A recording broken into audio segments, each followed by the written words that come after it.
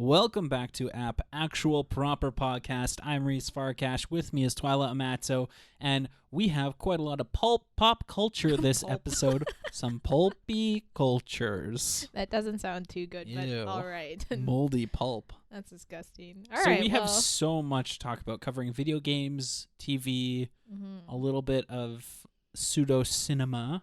Pseudo-cinema? WandaVision. Is that... It's cinema quality content right here on our TV screens in Sure. TV form. But right. is it structured like a traditional TV show? It is kind not. of. Oh, yeah, I guess kind of. So that's why pseudo cinema. All right. He looks very satisfied with himself. But yeah, no, so okay, tell us about your thoughts initially on this show. On WandaVision? Yeah. So WandaVision, for a brief overview, its backstory is that it's a Marvel property from the MCU, but they're branching out into TV shows. They have a bunch of TV shows on the way, including airing the rest of WandaVision. They have Captain America's with Bucky Barnes and Sam Wilson, and they also have the Loki TV show. Right on. So those other two are going to be coming real soon to Disney+. But for now, we got WandaVision, and it's taking the movie characters and putting them in a television show all on their own. On their own, yeah. I'm really excited for it for the reason that we get to see more in-depth looks at the characters instead of just like, here's a movie once a year about this specific character. Well, it's not even that it's about those specific characters, because those, like Wanda and Vision, really, they don't really appear in those movies for long periods of time. Exactly. Right? Yeah, that's they're exactly side what I mean. characters, Yeah. right? Yeah. They only get they don't even get their own movies, but they get to be like the B team in a movie. Like same as like Sam Wilson or Bucky Barnes. Right. They were in the Captain America movies, but they never had movies for themselves, which it's great character exploration in these, and I'm super stoked. And the first 3 episodes we've currently seen of WandaVision. There's 4 episodes out, so we're going to watch the next one tonight or tomorrow. And what have you thought so far? Because they've taken a really interesting narrative choice to have essentially like a new coat of paint every episode. Well, first of all,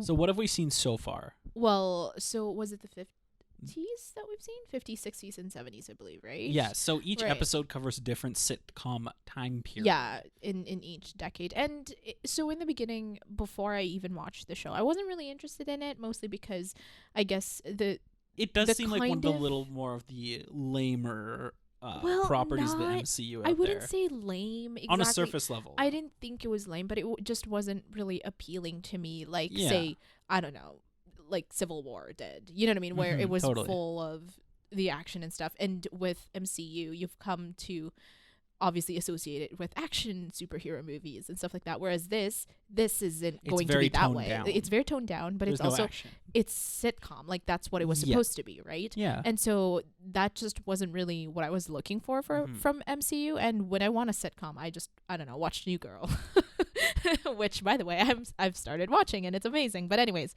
back to what I'm saying is, it didn't really interest me to begin with, but the first episode was amazing, and so they released the first and second episodes together.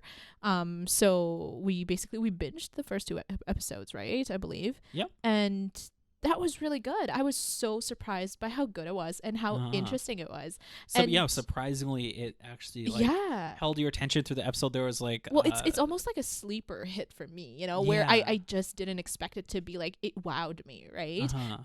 Obviously the set design, costume design, there's so much work that's gone amazing. Into it. Yeah. But also, I guess now that I think back on it, with how the characters are, and I mean, it's no secret that obviously Wanda can alter aspects of reality and like hallucinations and what have you. So like, I guess it wasn't surprising that it's, like you said before, a new coat of paint every single episode. Yeah. Do you know what I mean? Like, so that's not surprising. And I've actually kind of liked that, because this is kind of like almost her ideal life, right, with Vision, and this is, and every single time it starts to shake, it's she onto resets it. Yeah. onto a new ideal life.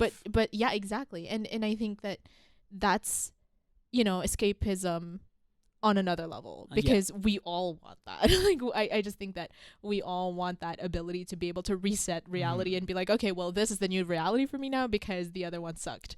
And so that's kind of cool, actually. I've really liked it. That's even if she is in fact doing this, because I mean there could be a plot twist later on. Yeah. There's a lot of like nefarious things going on in the background that we don't know anything about what's currently happening, and I'm in for the ride for this. I'm so excited to see as we get like closer and closer to like, I mean, I don't really have much of a frame of reference for the current age of TV that they're in. So once they get into things that I start to recognize, I'm going to be so stoked for that. And I guess they did a smart move on having those at the end of this season, because, people will stick it out until they see something familiar. Yeah, right, exactly. And what they kind of like want to see, like, I want to see a parody of like, I don't all of a sudden like have any off my head. 2000s, like like early 2000s or even like the 90s shows, sitcoms. Like, people have a lot of nostalgia for those, and we're seeing Fuller House come back on Netflix. So like it's true. Such in the spotlight that I can't wait for them to get to that era. And no, I've really appreciated it, especially, like I said before, set design, costume design has been absolutely amazing. Enough going on in each episode to keep your attention. Yes, absolutely. And it's just been really, really good. And I guess it was just such a different look from what Wanda usually looks like in the movies, right? Like she doesn't wear dresses, right? At least in the movies from MCU. And so it's such, and her hair's different, obviously, and like Vision also is old school retro aesthetics. Yeah, and like I was Vision just like, in a sweater vest. Yeah, and looking like Paul Bettany. And that also made me kind of like, whoa, right? Like in another life, she could have been this person, in another life. Yeah, sure. She could have had this life, and that's kind of like, and I guess it's just almost bittersweet that that sucks for her and Vision, I guess. Now that he's gone. Yeah, I'm very excited to see what comes in on the 4th episode. If you haven't seen it, I'm going to be talking all kinds of spoilers. So no, let's not talk spoilers. Yeah, because I want to talk in depth, or a little bit more in depth about kind of like where it's going and where it might go. So if you don't want to hear any spoilers, I guess press pause and wait until you see WandaVision to continue. But if you don't care, or if you've already seen it, steam right ahead. Okay. So there was every single episode, it's been building up, like something weird happens each episode. And at the end of episode 2 was really cool because it introduced the beekeeper. Which was really cool. I'm 99% sure that's going to be a Marvel villain called Hive. Hive is a Nazi...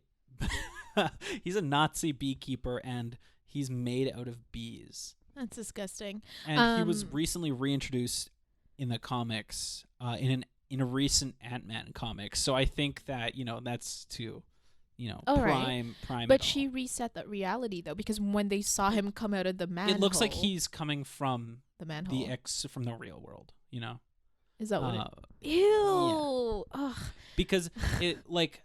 There's clearly monitoring, like they're able to see inside of what's going on, because you like have the end each episode with the TV screen, and like they're seeing all of this. So I think it's definitely something to do with Hydra, I'm guessing, and they're either have her contained or so that's your conjecture, is that they probably have her captured and contained. Right. And then she's just going crazy. Or either this by is just the like inner working of her mind, like her happy place in her mind. Sure. Or they're like, who knows? They could be like giving her some kind of drug, and it's just causing her powers and hallucinations to go out of control. But yeah, I'm 99% sure that's who it was, because it's got to be. First of all, how many evil beekeepers are there in Marvel Comics? I don't know. Not a lot. I don't know any. So pretty sure that who it was, and there's been mentions to Hydra, and I honestly do think that's the people who are behind this because it does have more of a nefarious undertone, and Scarlet Witch's own huge affiliation with Hydra when they were Hydra. So I definitely think that's what's going on, and I recently read that the character Geraldine, who befriended her, who wasn't from the town, is supposed to be Monica Rambeau, who is... Okay, you're spoiling it even for me. Let's stop there. Okay, sure. I don't want to spoil it. I don't spoil it. I didn't even see this. It doesn't really spoil it, but it's just like the show's never given any explanation. Oh, okay. Well, who's as Monica to why or Rambeau? how. Monica Rambeau is... Remember Carol Danvers' friend from Captain Marvel? Sure. And then her daughter? Right. Is that her? So that's Monica Rambeau. And in the comics, she has a huge affiliation with Captain Marvel, and she's a superhero herself. Oh. And she... But what, she's part of Hydra now? Monica Rambeau doesn't have any ties to Hydra in the comics as far as I believe, but she's cool powers. She has like light-based powers. It's kind of neat. I don't know if she's a superhero in this, but I just heard that name dropped, so I'm curious to see why that would be this character. Also, I don't think this character has any affiliation to Vision or Scarlet Witch, so all very weird and all very excited to find out what's going on forward. Yes, we're and very excited. They have kids now, which is really cool. Yeah, so that's interesting. Yeah, these are kids exciting. that they've had from the comics, which is it's so convoluted as to how they have kids. Right, because And Vision is a it's a robot. synthetic body, right? Well, these kids are also, I think, from an alternate reality, or they're born from magic, and then they were also reincarnated as different people, and then it's just the golden age of convoluting comics is what produced these characters. So the fact that they are, just doing away with all that convolution and being like, hey, she just made these kids, or just like, it's so cool. And these are characters who are very important in and like main players in the Young Avengers, which were very popular, I think in the early 2000s. And they were part of the Young Avengers with a character called Kate Bishop, who is now played by Haley Steinfeld and is in her own TV show with Clint Barton, aka Jeremy Renner, aka Hawkeye, in the Hawkeye TV show that's coming out. So they're putting more and more Young Avengers from that team in the MCU, which is very exciting to see where that goes. Cool. All right. Well, what else have we been? What else have we been watching?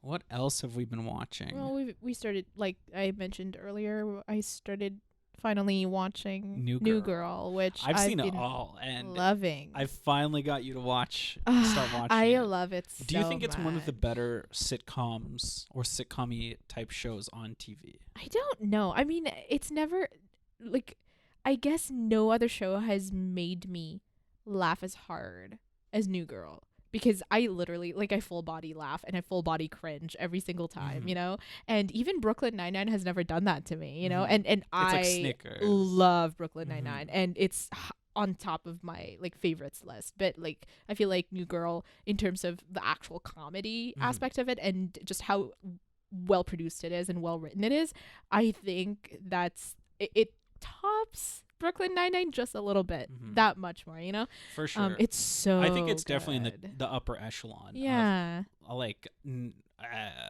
modern sitcoms. Because I think it's like Superstore, New Girl, and like Brooklyn Nine-Nine are like the three main key players. For sure. I mean, obviously, Brooklyn Nine-Nine, it's amazing, well-written show and super progressive, right? And I think that's what endeared it to a lot of people is because you have what traditionally, or I guess used to be, the side characters become the main characters, Whereas I guess now that I look back on it, I feel like New Girl kind of began that before Brooklyn Nine-Nine did, because the point, because Jess, the quirky main character, isn't like, you don't really see a lot of like TV shows with a girl who is like super quirky, that she sings to herself all the time, or like, you know, is super into like what she's into. I know think what I this mean? kind of kicked off that kind of era where more shows started doing that. Like, Yeah, I think I think so Unbreakable too. Kimmy Schmidt was after this, Yeah.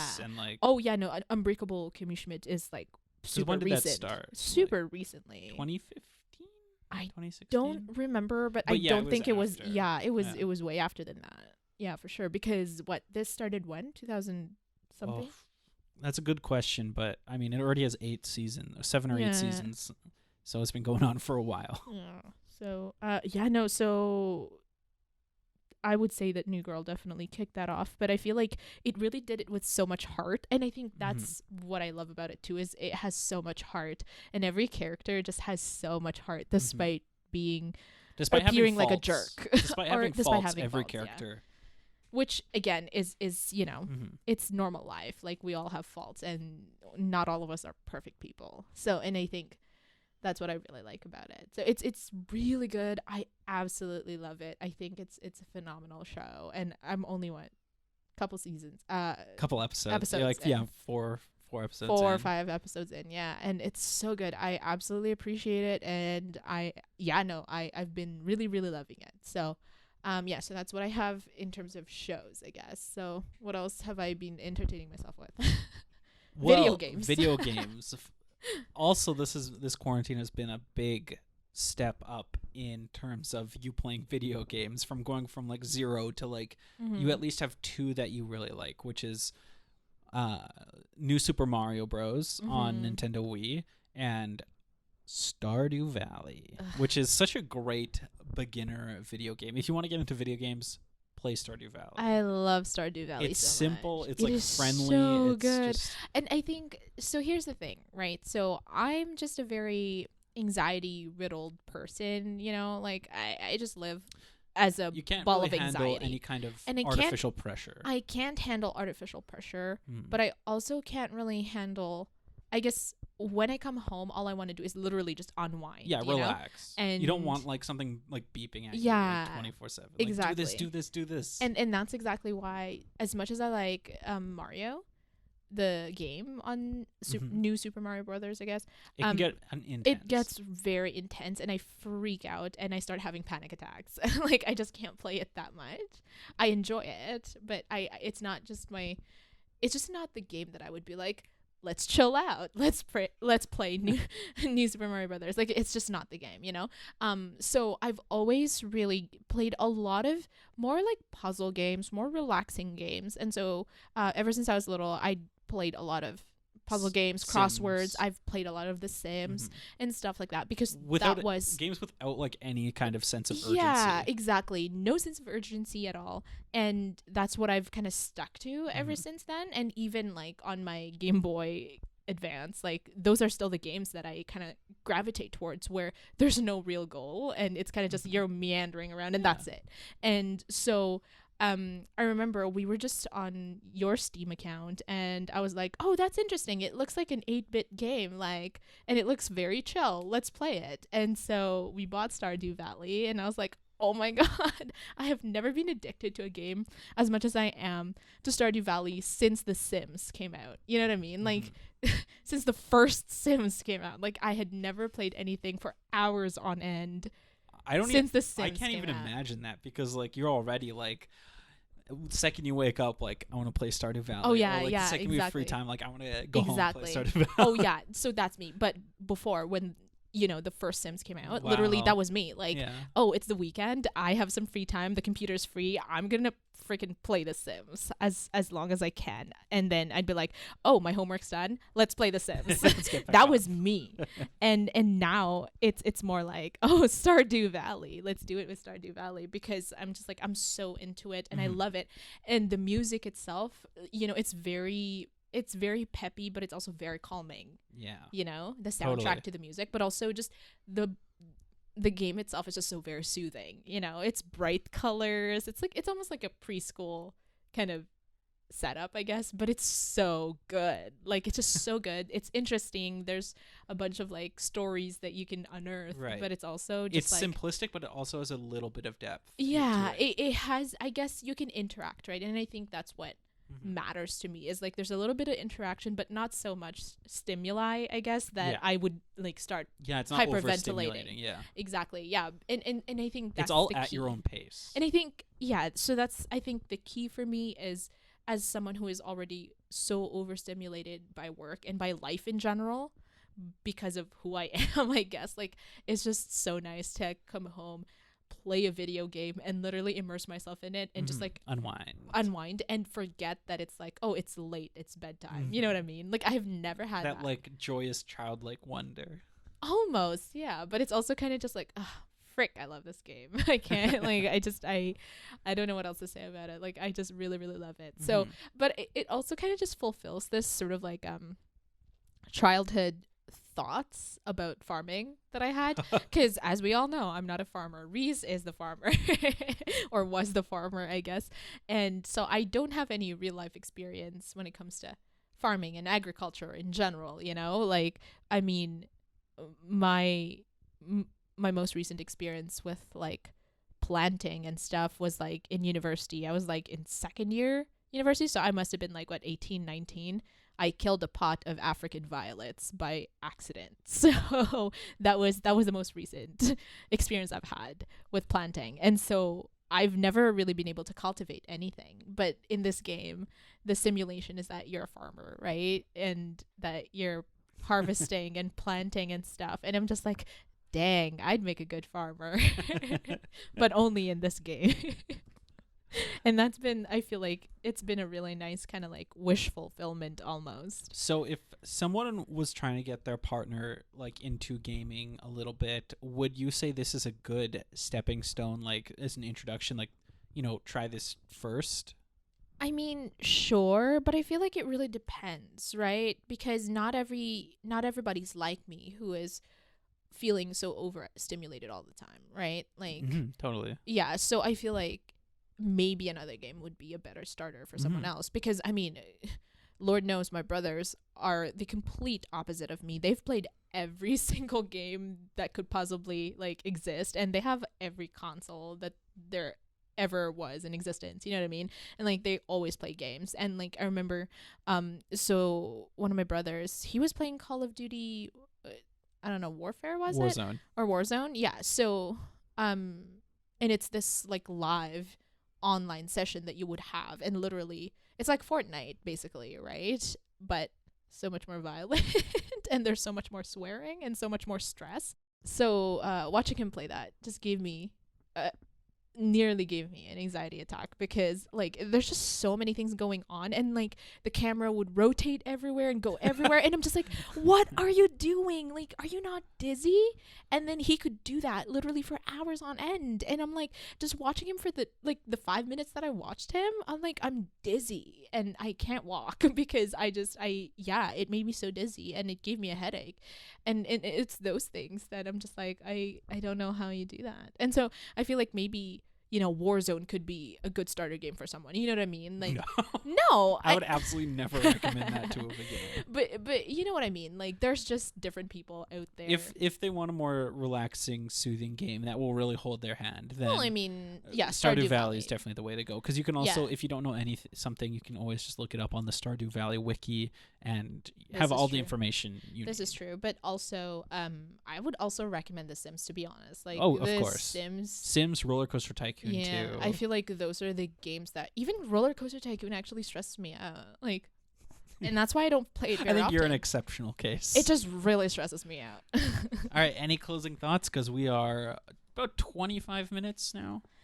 All right. Well, just to say that, you know what, this whole time, like, it's 2021 and like the pandemic is still going on, and a lot of people are still stuck in homes. Oh my gosh, I can't speak. I'm sorry. At home. Some may not have jobs right now, unfortunately. And I guess my biggest tip, honestly, is to just try your best to entertain yourself, or even just try your best to find something that makes you happy, helps you unwind, right? if that's a video game, if that's a TV show, if that's a book, or maybe taking more baths, I feel like please do it, take care of yourself. And so these are just some of the ways that we've been taking care of ourselves is what I'm saying. Anyways, do you have thoughts? Not really. You cover that pretty well. I mean, if you are looking for something to do, maybe take a look into really easy video games. For sure. And it's something, video games are, I like to think they're a little bit more special because you can't just be on your phone the whole time while you do them, whereas like TV and movies you can. So it kind of grabs your attention more and pulls you away from the real world difficulties. Anyway, that is all. All right, well, hopefully we'll be able to record another one soon because it's vacation time. Quote unquote. Staycation. Because we can't go anywhere. So, yeah, we should get another episode up real soon. All right, bye. Bye.